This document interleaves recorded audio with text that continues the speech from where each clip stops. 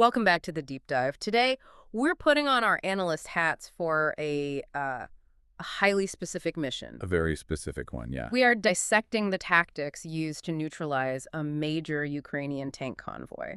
And this wasn't, just a standard target of opportunity. Yeah, well, The sources we're looking at, these are detailed military reports. They describe a really large armored column. We're talking modern, NATO-supplied main battle tanks. and they were moving under the cover of night, trying to be stealthy, moving from the rear up toward the front line. Exactly. So our mission here is to pull that strategy apart, because this wasn't some messy firefight.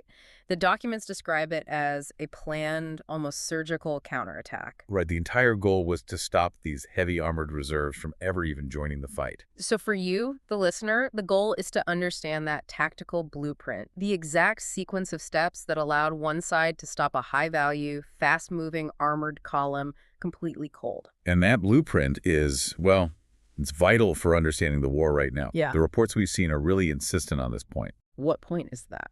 That preventing these heavy convoys from reaching the front is, and I'm quoting here, critical for the course of the war. That's a strong statement. It is. I mean, think about the immediate pain point. When a column like this is destroyed, it's this devastating triple blow. Okay, break that down for us. First, you lose incredibly expensive, specialized equipment. Second, you lose the highly trained personnel who crew them. And third, and maybe most critically, you deliver a massive hit to morale.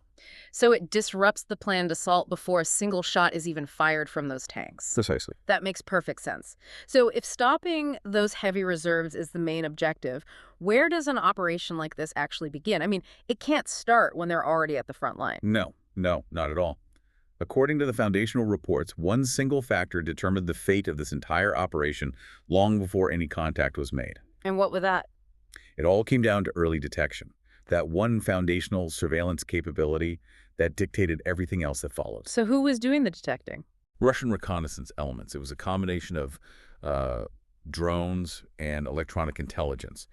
They began tracking that convoy while it was still moving deep in the rear areas. Wait, tracking them at night? I would assume the whole point of moving high-value assets after dark is to prevent exactly that kind of surveillance. It is, and that's what's so fascinating here. It's the sheer persistence of the monitoring. This wasn't just random spot checks. It was constant. Exactly. The source material emphasizes that these unmanned systems are continuously scanning the battlefield from the air. So you have electronic intelligence probably mapping the convoy's communications, their operational signals. While at the same time, you have infrared and night vision drones giving persistent visual confirmation of their movement. That changes the entire calculus, doesn't it? Completely. If you know exactly where a high-value asset is and, more importantly, where it's going, you can switch from a simple defense to a preemptive destruction operation. So that persistent tracking turns what should have been a stealthy movement into a predictable, almost fixed target. You've got it. And that knowledge allowed them to abandon what you might call the chaos of classic direct contact for something the reports call a layered fire plan. Walk us through that. What is that, and how did it maximize the damage? The layered fire plan is a structural attack, not just a barrage.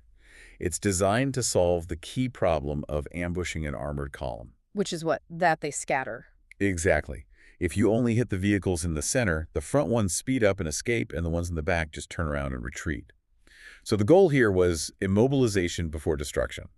Immobilization before annihilation. I like that. It sounds methodical. But wouldn't hitting the front and rear give the tanks in the middle a chance to disperse off-road or take cover? You'd think so, but that's the critical insight of this layered approach. Yeah.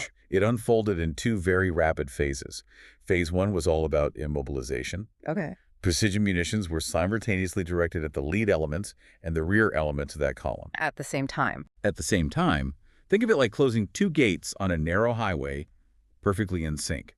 Once those lead and trail vehicles were hit, they become instant roadblocks. And the entire column is physically penned in. They can't maneuver, they can't disperse. They're trapped. Trapped as a unified entity. And this also means that their command structure is probably overwhelmed at both ends of the column at once. So once that choke point is established, the tanks and armor in the center are just sitting ducks. Which leads directly to phase two, destruction. Right. Phase 2 involved this intense concentration of artillery fire and air support, Yeah. focusing entirely on the vehicles that were trapped in the middle. And because they couldn't move. Because they couldn't disperse and form an organized defensive line, get their guns facing the threat or find adequate cover, they were destroyed very efficiently as static targets. It's an incredibly elegant, systematic way to take apart a mobile force. Let's pivot to the technology that made that Phase 2 so devastating. I mean, these were modern NATO origin tanks. The best available, yeah. You'd assume they're equipped with advanced reactive armor, sophisticated countermeasures, yet the source material notes this armor was unable to effectively counter a coordinated attack.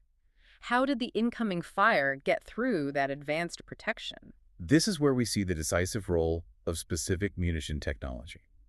The report explicitly highlights ammunition with top attack capability. Top attack. Explain that for us. Okay, so to understand why that's so effective, you have to consider the design of a main battle tank. The frontal armor is incredibly thick. You've got layers of steel, ceramics, composites. That's the tank's shield. It's designed to take a direct hit from the front. Exactly.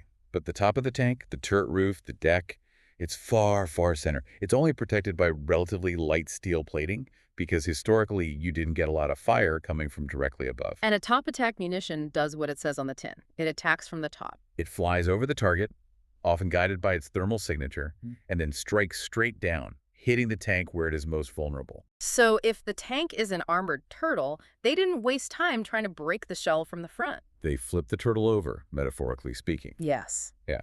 And the source states these top attack munitions were particularly decisive. Meaning they worked really well. It means they led to a very rapid accumulation of unusable tanks. When you combine that immobilization tactic with the precision of top attack capability, the destruction rate just skyrockets. And it wasn't just the ground attack, was it? The operational context, the battle space itself, seemed designed to seal the convoy's fate by denying any chance of rescue or recovery. Absolutely. That air denial element was critical. The reports say Russian air elements were patrolling the area aggressively. To do what? Prevent Ukrainian air support. Exactly. To stop any potential air support or helicopter rescue attempts from getting through. This effective control of the airspace meant that once the convoy was hit, it was, and I quote, virtually impossible to evacuate or rescue the destroyed convoy. No reinforcements could get in. And no valuable personnel or, salvageable equipment could get out. It was a comprehensive tactical victory. Which brings us to the strategic ripple effects. The so what of all this.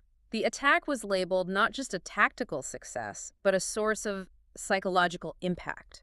What were the consequences, both immediate and lasting? Well, the strategic disruption was immediate and it was multifaceted. First, just the material loss itself was devastating. Losing the hardware. Right. Destroying these high-value NATO-backed assets before they even reached the front lines seriously disrupted the Ukrainian forces' armored assault plans. They lost their strategic reserves, their hammer, before they could even swing it. And the second part, the psychological fact. It's huge. The reports emphasize that this incident highlighted the fragility of Western-made heavy weapons on the battlefield. I mean, when your troops see the most advanced equipment you have getting destroyed so efficiently and so far from the main contact line, it starts to erode confidence in the very tools they rely on for an offensive. And did that loss force a noticeable change in their overall strategy? It did, and that's the big strategic shift. Reports indicate that after this convoy was destroyed, Ukrainian troops were forced to switch to a more defensive posture. They lost their offensive punch. They lost those armored reserves, which curtailed their immediate offensive options. It forced a tactical reassessment, a consolidation. And this really reinforces the source's assessment that the risk to these armored shipments is now severe and not just on the front lines. Exactly. It's not only on the front lines, but also behind them. It indicates a fundamental reshaping of the balance in the armored warfare dimension. The rear area is now firmly part of the battle space. That idea, that reshaping of the balance, suggests this wasn't an isolated incident or a stroke of luck. It sounds like it's part of a wider, systematic process, what the source material calls a highly efficient killing chain. That's a great way to put it.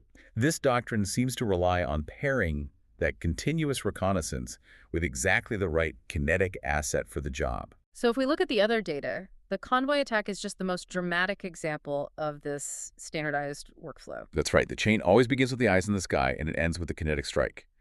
And it seems to be closing with brutal efficiency across various fronts on different kinds of targets. Can you give us some specific examples of this combined arms approach being used on smaller, maybe different target types? Sure. Let's look at heavy artillery integration. We see reports of large guns like the Giant S, that's a powerful 152 millimeter self-propelled howitzer. Okay. They were reportedly working directly with UAVs. The drone does the recon. It identifies, say, a temporary gathering point or a hidden ammunition depot And then it calls in the fire mission. immediately. The Giant S executes a rapid barrage, effectively cutting off supply lines deep behind the front. So we're talking about real-time sensor-to-shooter coordination. What about going after key defense systems, more precise strikes? We see that with loitering munitions. There's an example of a German-made Gepard air defense system being taken out by Lancet loitering munitions in the Kharkiv region. And just to clarify for everyone, the Gepard is a pretty critical piece of equipment. Oh, it's hugely important. It's a highly effective, fast-firing anti-aircraft gun. It's crucial for protecting troops from aerial threats. The Lancet, on the other hand, is essentially a small, relatively inexpensive suicide drone. So the chain is being used to trade low-cost assets for high-value ones, degrading the enemy's overall protective shield. Precisely. And then, perhaps most frequently, we see the use of FPV drones, first-person view drones. These are the cheap, maneuverable ones. Very cheap, very maneuverable, flown like a remote-control aircraft.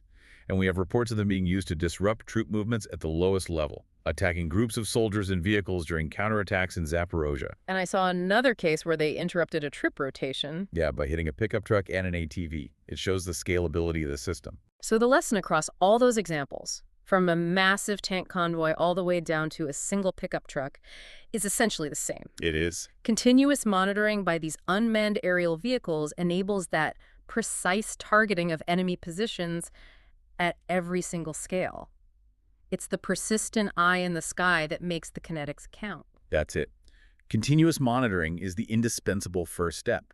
It's what allows for that clear, almost instantaneous coordination between all the different elements: heavy artillery, loitering munitions, FPV drones, or the concentrated air support we saw in the Convoy attack. The system ensures that whatever target gets identified, the most appropriate weapon is brought to bear on it almost immediately. That's the efficiency of the killing chain in action. Well, this deep dive has offered just an incredible view of modern military strategy in action. We started with the destruction of a huge tank convoy, and what we've uncovered isn't chaos, but a carefully engineered, layered attack. Very methodical. The central lesson seems to be the combined destructive power of three key elements: that persistent early electronic reconnaissance, the tactical finesse of layered immobilization, trapping the column before destroying it, and the technological advantage of top attack munitions against even the most heavily armored targets. And that strategy, as we saw, fundamentally changed the dynamics of that engagement. It did. And if we carry that strategic shift forward, there is a serious question that this raises for you, the learner. Given what the source says about the shift to a defensive posture and the increasing pressure on targets deep within the front lines, the rear area is just not a sanctuary anymore. So the final question is? The question is, what are the next major logistical and defensive adaptations that have to happen to protect critical reserves moving in these rear areas? This reshaping of the armored warfare balance demands a constant reevaluation of movement security and rear area protection. Because as this incident shows, the war can now find you absolutely anywhere.